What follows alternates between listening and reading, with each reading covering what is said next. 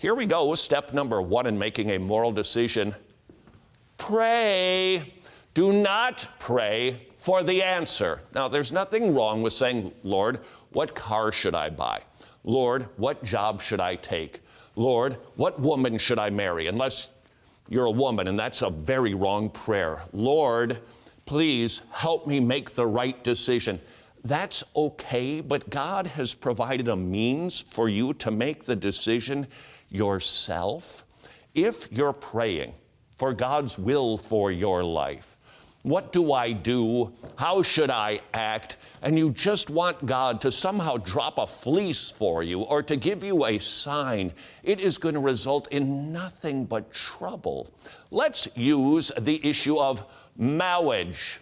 You're thinking about marrying two different girls, Helen and Betty, because apparently you're about 80, because who names their kids Helen and Betty these days? I think we gave up on those with the receiving line. Nevertheless, you're thinking about Helen, you're thinking about Betty.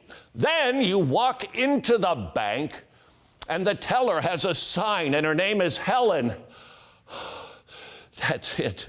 God wants me to marry Helen. He's given me a sign. No. He's given you a teller whose name happens to be Helen, and he's not telling you, now you got to pick Helen over Betty. Pray for wisdom, not a divine revelation telling you exactly what you should do. Start with prayer.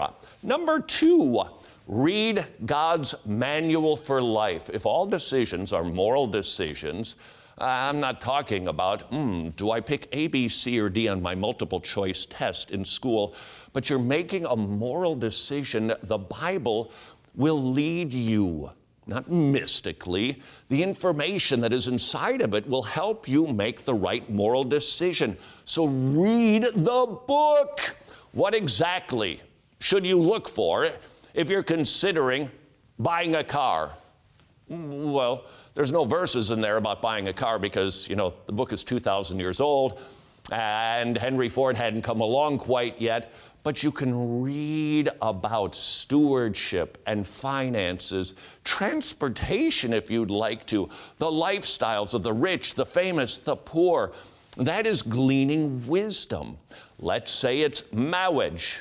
Read everything that the Bible has to say on marriage. Read the life of King David. Wow, did he marry some beauts? Wow, he married a lot of them, hundreds of them, frankly, which was a big no-no. Nevertheless, you can see how his life went when he made really bad decisions. Read what the Bible has to say in the New Testament about marriage. Then you've gained the wisdom that you need to make a decision. Step number 3, there's more wisdom for you to glean. From whom? From people who are godly, who know you. For instance, you could send me an email if you'd like to and say, what do you think, Helen or Betty?